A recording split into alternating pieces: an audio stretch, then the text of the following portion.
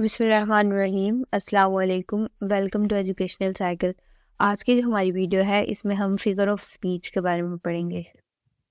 फिर इसकी हम डेफिनेशन देखेंगे। इसकी जितनी पॉसिबल टाइप्स मैं आपको बता सकती हूँ, मैं आपको वो बताऊँगी इसकी जो टाइप्स हैं। और आज की जो हमारी वीडियो होगी उसमें हम इसकी टाइप्स जितनी भी हैं उनके हम सबके जो उनसे नाम हैं हम देखेंगे कि वो कौन कौन सी होती हैं, उनके बारे में देखेंगे। और फिर उसके बाद मैं आपको जो इसकी एक फ़र्स्ट टाइप होगी उसके बारे में प्रॉपर आपको डिस्क्राइब करूँगी। और फर्दर जो इसकी टाइप्स होंगी वो इंशाल्लाह अगली वीडियोज़ में एक एक करके मैं आपको उनके बारे में बताऊंगी। तो आज की वीडियो में हम सबसे पहले तो फिगर ऑफ स्पीच की जो डेफिनेशन है वो पढ़ेंगे, फिर उसकी टाइप्स देखेंगे और उसमें से जो एक टाइप होगी उसके बारे में डिटेल में बात करेंगे। और फर्दर जो आगे टाइप्स रह जाएंगी उन्हें मैं एक एक करके अगली वीडियो में इंशाल्लाह आपको उन्हें डिस्क्राइब करूँगी और आपको वो क्लियर हो जाएंगी। तो हम अपनी वीडियो का स्टार्ट करते हैं। तो सबसे पहले इसकी डेफिनेशन देखते हैं। डेफिनेशन है वर्ड्स और phrases that makes our language beautiful, effective and impressive, known as figure of speech. Figure of speech हम कह सकते हैं कि ऐसी टेक्निक्स हैं या ऐसे एलिमेंट्स हैं जो हम यूज़ करते हैं अपनी लैंग्वेज को बहुत खूबसूरत बनाने के लिए, उसे इफ़ेक्टिव बनाने के लिए कि वो हमारा जो रीडर है वो जब इसे पढ़े तो वो बड़ा इससे उससे बड़ा एक इफ़ेक्ट हो, वो बड़ा इससे इम्प्रेस हो। तो फिर हम ये जो टेक्निक्स हैं उन्हें यूज़ करते हैं अपनी राइटिंग को खूबसूरत बनाने के लिए। और लिटरेचर के अंदर तो ये सब जो टेक्निक्स हैं, ये जो एलिमेंट्स हैं, ये बहुत ज़्यादा यूज़ होते हैं। तो यही जो टेक्निक्स हैं या ये वर्ड्स हैं या ये जो फ्रेजेस हैं, इन्हें हम कहते हैं फिगर ऑफ स्पीच। तो इसमें जो सबसे पहली हमारी टाइप है वो है सिमिली, फिर है मेटाफर, थर्ड वाली है एलिट्रेशन, फोर्थ हाइपरबली, फाइव वाली एसोनेंस, 6 पन, 7 lights, 8 repetition, 9 personification, 10 paradox, 11 oxymoron, 12 climax, 13 anticlimax and 14 imagery।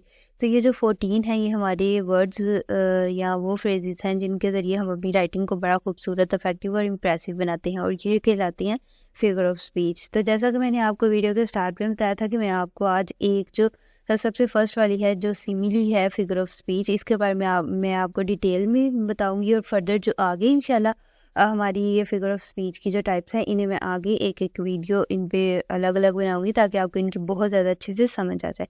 तो हम सिमिली में पढ़ते हैं। सिमिली की डेफिनेशन है an indirect comparison that tells how one thing is like something else. तो इसकी डेफिनेशन है कि ये एक इनडायरेक्ट कंपैरिजन है जो कि हम मतलब दो चीज़ों के दरमियान में करते हैं। हम बताते हैं कि किस तरह जो सी एक चीज़ है वो दूसरी चीज़ की तरह है, लेकिन ये एक इनडायरेक्ट कंपैरिजन होता है, ये डायरेक्ट नहीं होता। तो ये हमारे पास होती है सिमिली।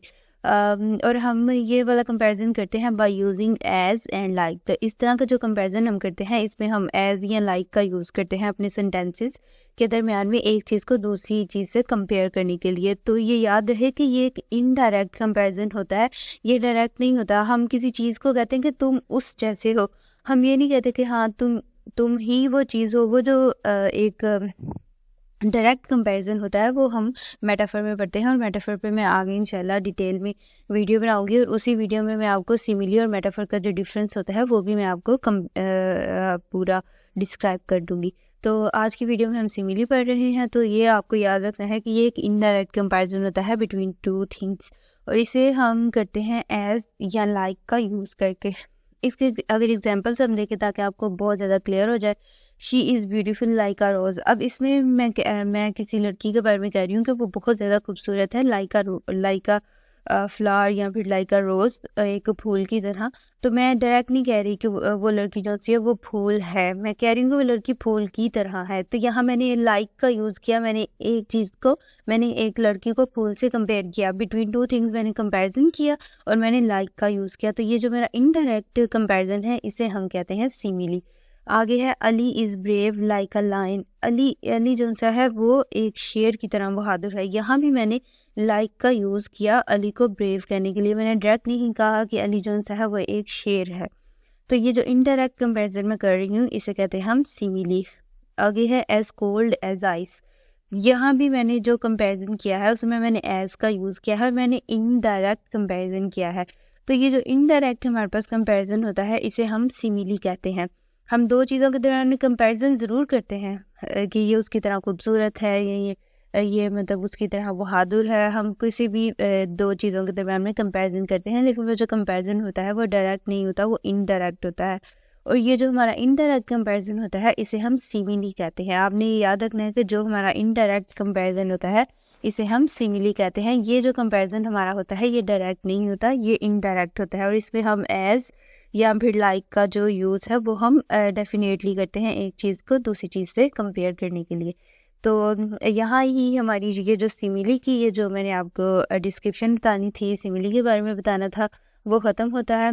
और आज की वीडियो में अगर हम इसका ओवरव्यू ले लें तो हमने फिगर ऑफ स्पीच की डेफिनेशन पढ़ी, उसकी हमने सारी टाइप्स के जो नेम हैं वो हमने पढ़े, फिर हमने सिमिली के बारे में डिटेल में पढ़ा, उसकी डेफिनेशन पढ़ी, उसकी एग्जांपल जो हैं वो देखी और इससे समझने की कोशिश की। इसमें कुछ डिफ़िकल्ट नहीं है, सिमिली बहुत ज़्यादा आसान है। बस ये आपने याद रखना है कि ये इनडायरेक्ट कंपैरिजन है और उसमें हम एस या फिर लाइक का यूज़ करते हैं। और मैं अगली वीडियो में इंशाल्लाह आपको मेटाफर के बारे में बताऊंगी और फिर मेटाफर और सिमिली का जो कंपैरिजन होगा वो भी उसी के अंदर होगा। तो आई होप कि आपने आज जो मैंने आपको बताया वो आपको समझ आई होगी। और अगर आपको समझ आई है तो प्लीज़ मेरे चैनल को सब्सक्राइब करें, शेयर करें, कमेंट करें। और अगर किसी चीज़ की कोई डिफ़िकल्टी आपको लगती है, कुछ पूछना होता है तो वो कमेंट्स किया करें, मैं आपको उसके आंसर ज़रूर करूँगी इंशाल्लाह। तो आई होप कि आपको इसकी समझ आई हो। Thank you.